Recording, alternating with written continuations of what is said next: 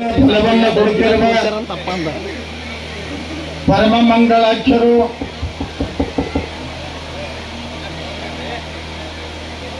ಸಾಕ್ಷಾತ್ ರಾಮ ರಹೀಮ ಅಲ್ಲಾಹ್ವರ ಎಲ್ಲ ರೂಪನೂ ತಾನೇ ಆಗಿ ಎಲ್ಲ ಧರ್ಮದವರನ್ನು ಕರೆಸಿ ಸರ್ವ ಧರ್ಮದ ಸಂಗಮದ ಒಡೆಯರಾಗಿರುವಂಥ ಪರಮ ಪೂಜೆ ಹೆಬ್ಬಳ್ಳಿ ಅಜ್ಜನವರ ದಿವ್ಯವಾಗಿರುವಂತಹ ಶಕ್ತಿಗೆ ಭಕ್ತಿಯಿಂದ ನಮಸ್ಕರಿಸುತ್ತಾ ವೇದಿಕೆ ಮೇಲೆ ಆಸೀನರಾಗಿರ್ತಕ್ಕಂಥ ಗಣ್ಯಾತಿ ಗಣ್ಯ ಮಾನ್ಯರೇ,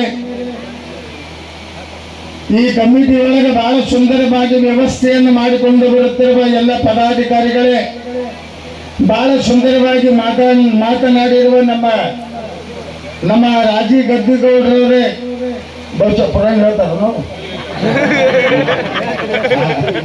ನಮಕ್ಕಿಂತಲೂ ಒಂದು ಪಟ್ಟು ಮೇಗೆ ಕೆಳಗಿಲ್ಲ. ಆದರೆ ನಮ್ಮ ಸಹೋದರಿ ಎಷ್ಟು ಚಂದ ಮಾತಾಡಿದ್ರು. ಆದ್ರೆ ನಮ್ಮ ಜೂನಿಯರ್ ಉಪೇಂದ್ರ ಸೇಮ್ ನೋಡಕ ಹಂಗ ಹೌದಲ್ರಿ, ಒಬ್ಬರಂಗ ಒಬ್ಬರಿರಬೇಕಾದ್ರೆ ಕಷ್ಟವ. ಆದ್ರೆ ಒಬ್ಬೊಬ್ಬರ ಭಾವನೆಗಳು ಬೇರೆ ಬೇರೆ ಇಟ್ಟುಕೊಂಡಿಗಿಲ್ಲಿ ಬಂದ್ರು ಎಲ್ಲರ ಭಾವನೆ ಬಂದ್ ಮಾಡುವ ಶಕ್ತಿ ಹೆಬ್ಬಳ್ಳಿ ಅಜ್ಜನಲ್ಲಿ ಅದ ಅನ್ನೋದು ನಮಗೆ ನೆನಪಿಡಬೇಕು. ನಾವು ಹೆಂಗೆ ಬರ್ರಿ, ಹೆಬ್ಬಳ್ಳಿ ಅಜ್ಜಗೆ ಬೈದರೆ ಬರ್ರಿ, ಹೊಗಳಿದ್ರೆ ಬರ್ರಿ, ದೇವರನ್ರಿ, ನಿಮ್ ಬಾಯಿಗೆ ಏನು ಬರ್ತದ ಅಂದ್ರ ಸಹಿತನು ಎಲ್ಲ ತಿಳ್ಕೊಂಡ್ರು ಬಾಯಪ್ಪ ನನ್ನ ಕೂಸು ಅನ್ನುವಂತ ಅಪ್ಪ ಅವ್ವ ಎಲ್ಲದಂತ ಕೇಳಿದ್ರೆ ಹೆಬ್ಬಳ್ಳಿ ಒಳಗಂದರೆ ಇಲ್ಲೇ ಪರಮಾತ್ಮ ಕುಂತನಂತ ಹೇಳ್ಬೇಕಾಗ್ತದೆ.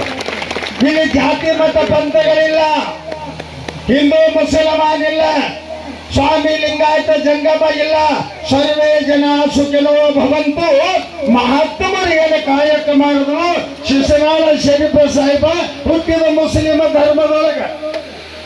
ಆದ್ರೆ ಮರುಳೇ ಮರೆತಿರಬೇಡ ಗುರುವಿನ ಮಾಡೋ ಶ್ರೀ ಶಿವ ಭಜನ, ನೇಮದಿ ಮಾಡೋ ಶ್ರೀ ಗುರು ಭಜನ.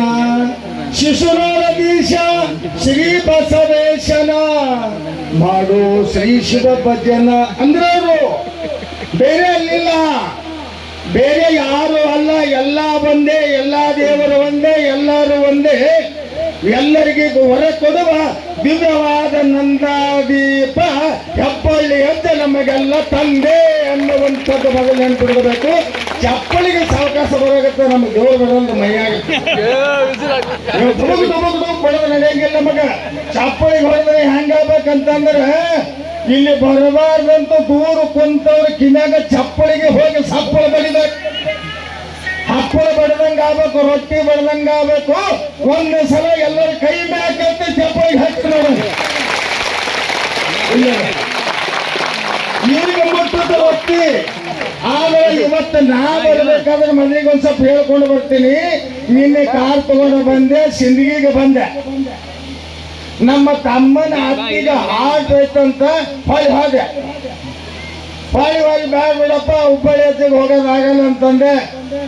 ನಮ್ಮ ಸಿಂಧುನೂರು ಅಜ್ಜಾರು ಫೋನ್ ಮಾಡಿದ್ರು, ಯಪ್ಪ ಬಿಟ್ಟಿದ್ ಏನಂದ್ರು, ಇಲ್ಲಪ್ಪ ಬರೋದಾಗಲ್ಲ ನನಗ, ಹಿಂಗಾಗ್ಯದ ಅನ್ನು. ಆಪರೇಷನ್ ಚಲೋ ಆಗ್ಯದಿಲ್ಲ ಅಂದ್ರೆ ಅದನ್ನೂ ಗೊತ್ತಿಲ್ಲ ನನಗೆ ದೇವರ. ಅಲ್ಲಿ ಏನ್ ಮಾಡ್ರಿ ನಾನು ಹೇಳ್ಯಾರೋ ಹಾಕ್ತೀನಿ ಅಂತಂದೆ, ಬಿಟ್ಟೆ ಮಲ್ಕೊಂಡೆ. ದಿವಸ 5ಕ್ಕೆ ಹೇಳ್ತೀನಿ, ಕರೆಕ್ಟ್ 3 ಗಂಟೆಗೆ ಬಂದು ಯಾಕಪ್ಪ ಬರಲೇನಂತ ಎಬ್ಬಿಸಾನ ಅಪ್ಪ. ಹೋದ ವರ್ಷ ಬಂದಿಲ್ಲ, ಮತ್ತೆ ಈ ವರ್ಷ ಯಾಕಪ್ಪ ಬಿಡ್ತೇನಂತ ಬಂದು ಎಬ್ಬಿಸಿಂದ ಹಂಗೆ ಬನ್ನಿಗೆ ಸಿಂಧುನೂರು ಅಜ್ಜನ ಫೋನ್ ಬಂದು, ಯಪ್ಪ ಎಲ್ಲಿರಿ? ಎಲ್ಲಿ ಇಲ್ರಿ, ಇಲ್ಲೇ ಹೀನಿ, ಇಲ್ಲೇ ಎಲ್ಲಿ ಹೆಬ್ಬಳ್ಳಿ ಒಳಗೆ ಏನಂದ್ರು, ಇಲ್ಲ ಕಲಬುರಗಿಗೇನ್ರಿ ಬರೋದಾಗಲ್ಲ ನನಗೆ. ಅದಕ್ಕೆ ಹೆಂಗಾಗಲ್ಲಕ್ಕಂತ ಇಷ್ಟು ವಿಚಾರ ಮಾಡಿ ನಮ್ಮ ರವಿ ಅವರಿಗೆ, ನಮ್ಮ ಕರೀಮು ಸಾಹೇಬಗ, ನಮ್ಮ ಒಬ್ಬರ ಒಟ್ಟು ಬಳಗಕ್ಕೆ ಫೋನ್ ಮಾಡಿದಾಗ ಏನಂದ್ರು, ಯಪ್ಪ ಒಬ್ಬ ಕಾರಿನ ಕುಂತು ವಾಲ್ ತಿಳಿದಾಗ ಬರ್ರಿ ಅಂದ್ರು. ಹೆಂಗದಲ್ಲಿ ಇಲ್ಲ ಇದು, ಹೆಂಗದ ಬರಬಾರದು, ಬರ್ಲಾರ್ದಂಗ ಆಗಿದ್ದ ಸಂದರ್ಭದಲ್ಲಿ ಸಹಿತನು ಮಾಯ ರೂಪದಿಂದ ಕರ್ಕೊಂಡು ಬಂದ ಮಾಯ ರೂಪದ ಮಲ್ಲಯ್ಯನೇ ಹೆಬ್ಬಳ್ಳಿ ಅಜ್ಜ. ಮಾಯ ರೂಪದ ಮಲ್ಲಯ್ಯ ಹೆಬ್ಬಳ್ಳಿ ಅಜ್ಜ ಇನ್ನೊಂದು ಬಹಳ ಚಂದ ಹೇಳ್ತೀನಿ. ಮೊನ್ನೆ ಸಿಂಧನೂರ್ ಅಜ್ಜವ್ರು ಫೋನ್ ಮಾಡಿದ್ರು, ಯಪ್ಪ ನೀವೇನ ಹೋಗಿರತ್ತಲ್ರಿ ಅಂತ ಫೋನ್ ಮಾಡಿ. ನೀವು ಹೋಗಿರತ್ತ? ಹ್ಞೂ ಹೋಗಿ ಬಂದಿನ್ರಿ ಅಂದ. ಎಲ್ಲಿಗೆ ಹೋಗಿದ್ರಿ? ಪುರಾಣ ಹೇಳಕ್ ಹೋಗಿದ್ದೆ. ಇಲ್ಲಪ್ಪ ಮ್ಯಾಕೆ ಹೋಗ್ಯ ನಂಬರ್ರಿ. ನಾ ಒಂದು ಮಾತು ಅವರಿಗೆ ಹೇಳಿದೆ, ಹೋಗೋರಿಗೆ ಹಿಡಿದು ತಂದು ಮತ್ತ ಆವೇಶ ಆರೋಗ್ಯ ಕೊಡುವಂತ ದೇವಸ್ಥಾನ ನಮ್ಮ ಹೆಬ್ಬಳ್ಳಿ ಅಜ್ಜಂದು. ಅಲ್ಲಿ ಹೋಗಿ ಬಂದ ನಾ ಹೆಂಗ ಸಾಯ್ತೀನಿ ಅಂತ ಕೇಳಿದೆ. ಹಂಗೆ ಅಪ್ಪ ಫೋನ್ ಮಾಡ್ದ, ಏ ಅಪ್ಪ ಆರಾಮಿದ್ದೇನು? ಆರಾಮೇನ್ರಿಪ್ಪ, ನಿಮ್ಮ ಆಶೀರ್ವಾದ ಅಂದೆ. ಹಿಂಗದ ನೋಡಿ ಅಪ್ಪ, ಕಾಲು ನನ್ನ ಮಕ್ಕಳು ಅವರೇ ಸಾಯ್ತಾರಪ್ಪ ಅಂದರು. ಗುರು ಕರುಣೆ ಬೇಕು, ಮಹತ್ವದ ಕರುಣೆ ಬೇಕು, ಸಂತರ ಕರುಣೆ ಬೇಕು, ಸಂತರ ಆಶೀರ್ವಾದ ಬೇಕು. ಅಂತ ಆಶೀರ್ವಾದ ಕಲಬುರಗಿದಿಂದ ಇಲ್ಲಿಗೆ ಯಾಕೆ ಬರ್ತೀನ ಅಂತ ಕೇಳಿದ್ರೆ, ಇವರೊಬ್ಬರು ದರ್ಗಾ ಕಟ್ಟ್ಯಾರಂತ ಬರಂಗಿಲ್ಲ, ಇವರೊಬ್ಬರು ದೇವರು ಹೇಳ್ತಾರಂತ ಬರಂಗಿಲ್ಲ, ಇಲ್ಲಿ ಏನಾರ ಬಂದರೆ ಸಿಗದಂತ ಬರಂಗಿಲ್ಲ. ಮತ್ತೆ ಯಾಕೆ ಬರ್ತೀರಿ ನೀವು ಅಂತ ಕೇಳಿದ್ರೆ ಅಂದ್ರೆ, ಶಿಶುನಾಳ ಶರೀಫ್ ಸಾಹೇಬನ ಪದ ಹಾಡ್ತೀನಿ, ಕಥೆ ಹೇಳ್ತೀನಿ, ನಾ ಅವರಿಗೆ ನೋಡಿಲ್ಲ, ಆ ಶರೀಫನೇ ಇವ್ರು ಅಂತ ತಿಳ್ಕೊಂಡು ನಾವು ಇಲ್ಲಿಗೆ ಬರ್ತೀನಿ. ಶರೀಫ್ ಸಾಹೇಬನ ಇವರೇನಂತ ಬರ್ತೀನಿ ಹೊರತು ಮತ್ತೊಂದು ಯಾವುದಿಲ್ಲ ಅಂತ ಹೇಳಬೇಕಾಗ್ತದೆ.